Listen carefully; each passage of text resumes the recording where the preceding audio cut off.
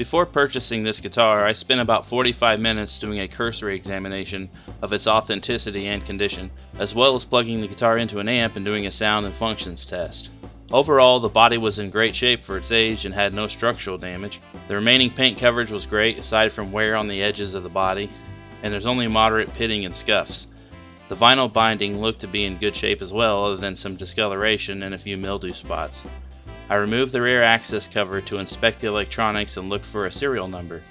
The bridge block stamping was bled out and hard to decipher the last digit. It was either an 8 or a 9, so a 58 or a 59. The neck heel should be stamped as well, but of course I couldn't remove the neck at this point since I didn't own the guitar. The paint is still intact on the front and rear of the dolphin nose headstock, and the raised Silvertone emblem was all there. However, if you look closely, you'll notice some light burn damage to the paint and emblem from a cigarette. Maybe the previous owner was a Clapton fan in the 70s. One of the tuner buttons had crumbled off, seemingly caused by an impact that also slightly bent the shaft. The splines that gripped the button were also damaged and nearly gone, unfortunately. The tuning gears were dried up, causing a few of them to be somewhat difficult to turn. I plugged the guitar into an amp to do a sound and function test. The guitar was not in tune, but it did make sound. The volume knob was scratchy and noisy when turned. The tone switch and knob had no effect at all, and the output jack was very sensitive to movement, causing a lot of crackling and cutouts. I played each string up the fretboard to check for high frets and buzzing, but there was no major problems there. All the components other than the pickguard were original. I was satisfied with the condition of the guitar for the asking price and was excited to get it home and dive into the project.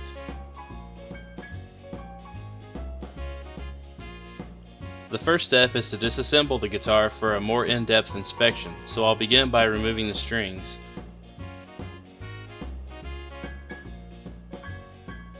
I released whatever tension was left on the strings and removed them one by one.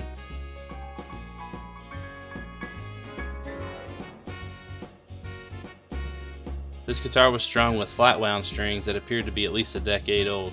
This is the first time I've encountered flat wound strings, and although this set was shot, it was pretty cool to check them out and see how smooth they were as opposed to standard wound strings.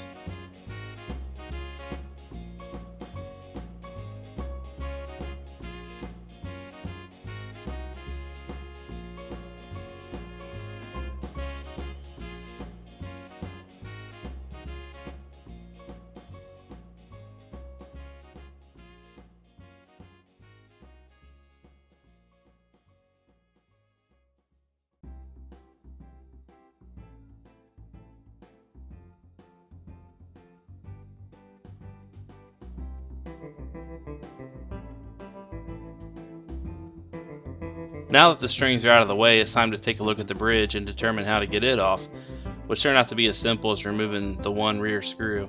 The bridge had the name Ray B lightly etched into the top of it. The chrome was in good shape and just needed some polishing.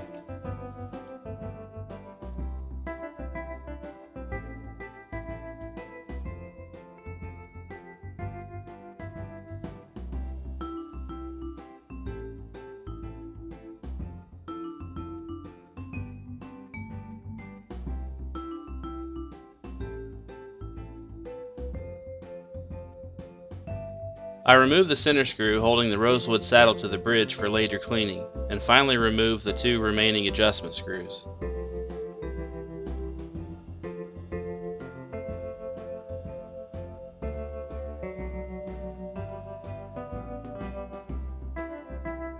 A firm pull on the volume and tone knobs and they come right off.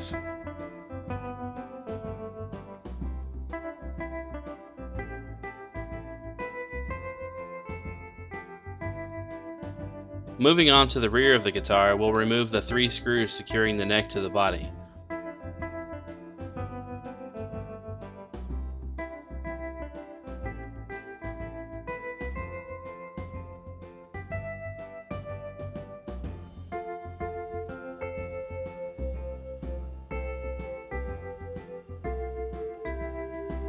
I did a fair amount of preparatory research on this guitar prior to purchasing it, but this is also my first time up close and personal with a Danelectro guitar, so you might notice I take a little extra time and care in deconstructing it, and of course to allow the little kid in me to thoroughly enjoy the awesomeness of taking something apart.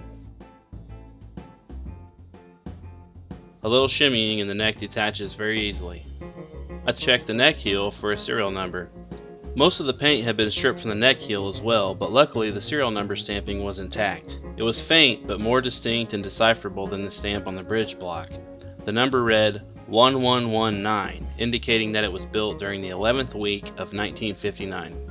Given that the first 3 digits matched the body stamp, it's fairly safe to say that the neck and body are a matching pair. Back to the front of the body, I'll remove the hex nuts securing the control components.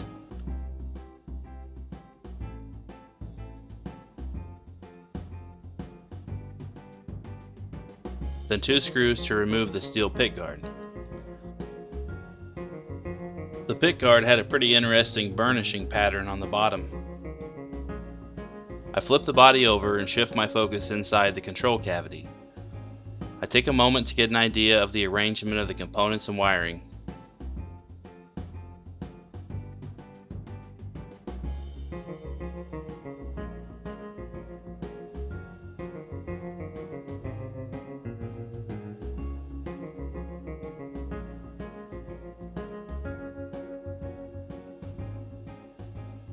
Next, I will remove the hex nut and washer securing the input jack.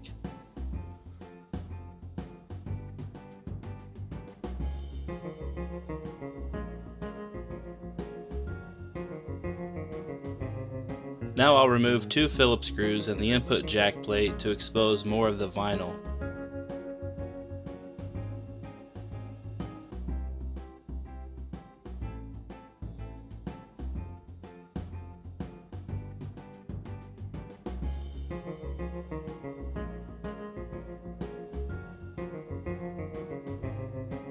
I gently pull the volume and tone pots, 3-way switch, and input jack into the cavity.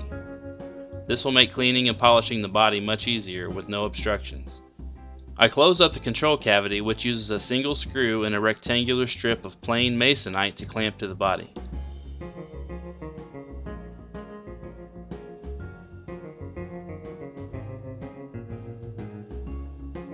Finally, I remove the 2 screws for the pickup. I'm going to leave the pickup in place since it is functioning and not necessary to desolder it for removal. It doesn't inhibit the cleaning process in any way. The strap pins are firmly in place and appear to be glued, so I decide to leave those alone. Now the body is ready for cleaning.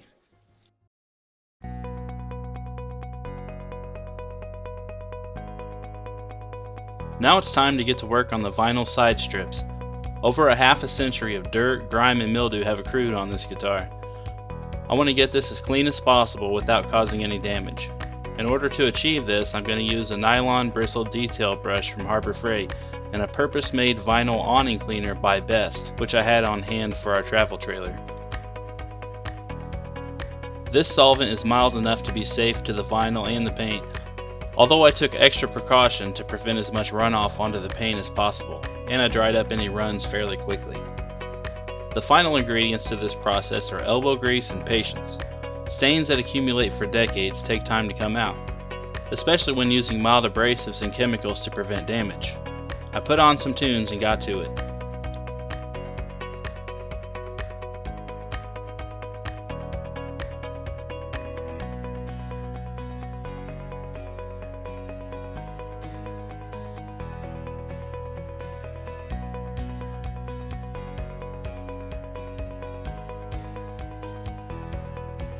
Here's an image showing a before and after section of the vinyl.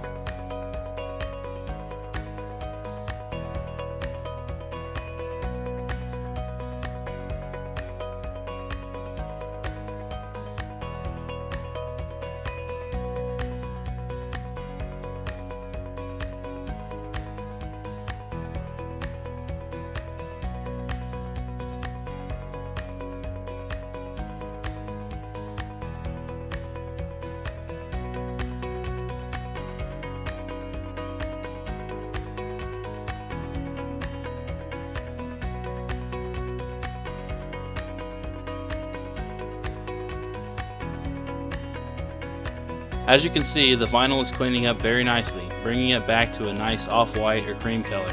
Crisp and clean as new, but the coloration still gives that vintage authenticity.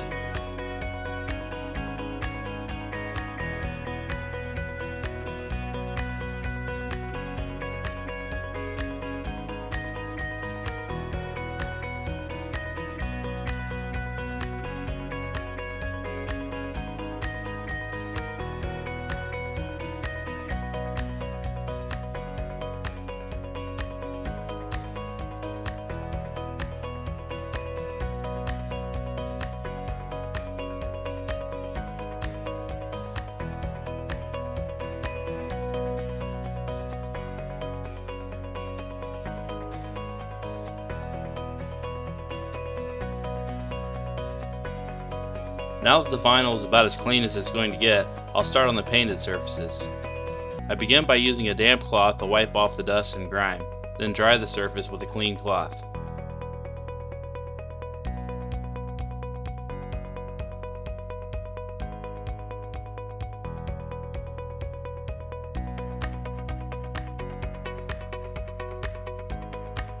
I'll be using Gibson's Vintage Reissue Restoration Kit to clean some of the surfaces on this guitar.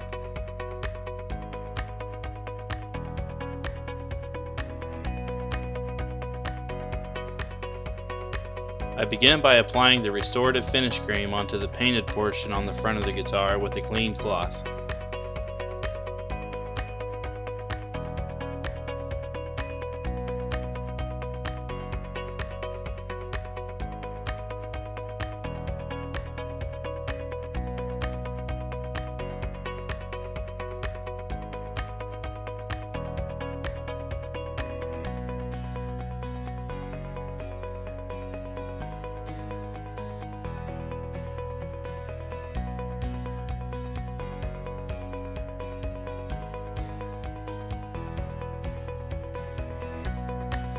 While that is setting in, I use a Q-tip and a low abrasion metal cleaner to clean the chromed lipstick tubes and polish them to a nice shine.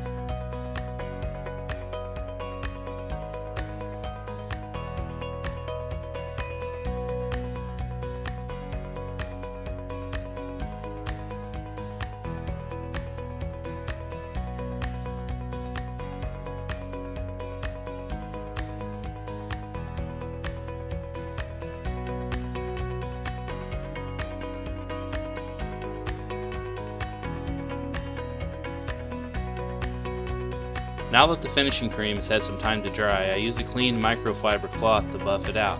This leaves a nice protective gloss finish.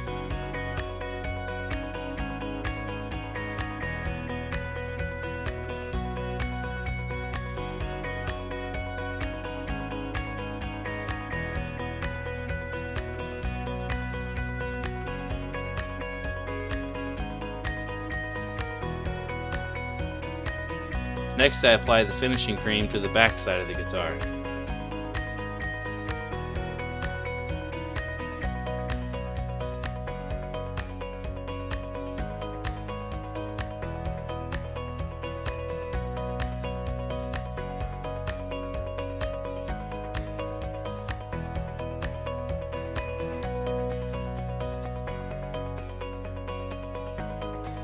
I do a little cleaning on the control cavity screw head, then buff the rear of the guitar body.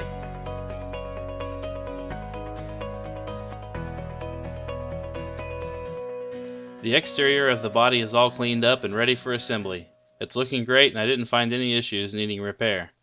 So our next step is to clean and inspect the neck, but that will be covered in the next episode.